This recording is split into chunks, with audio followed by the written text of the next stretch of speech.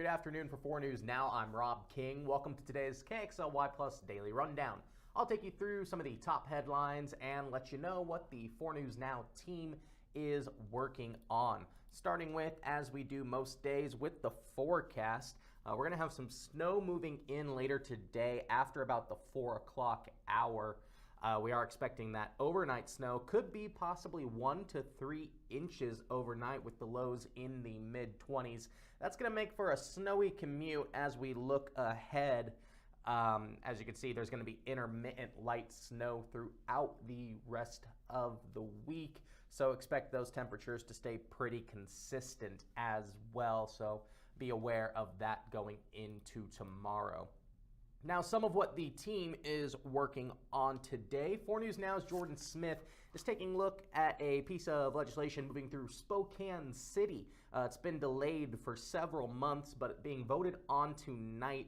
It's a renter-landlord regulation, and proponents say that tenants would have more protections and they obviously want that. And then opponents say this actually could lead to higher rent. So Jordan Smith will have the details of what's in that legislation, and he talked to some folks who are for and against it. 4 News Now's Peter Choi. He is looking at a follow-up to some extra COVID food stamps. Those are set to expire in the state of Washington. They expire on Wednesday, March 1st, so those food stamps were put in place during the pandemic in order to help people get more food. But now with those expiring, couple that with the current inflation, Peter Choi says the local food banks are expecting more people to come in, so he'll have details on resources available to folks in the community. Wrapping up today with good Gonzaga news. Gonzaga coming off a good strong win Saturday against St. Mary's 77-68. That was a college game day, hosted their show in the Kennel.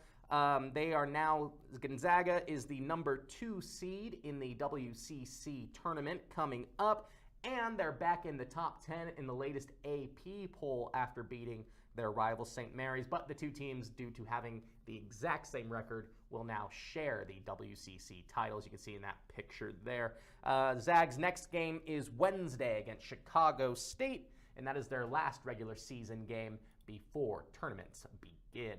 And that's all we have for today's KXLY Plus Daily Rundown. Thank you for joining me live in studio. Rob King for KXLY Plus.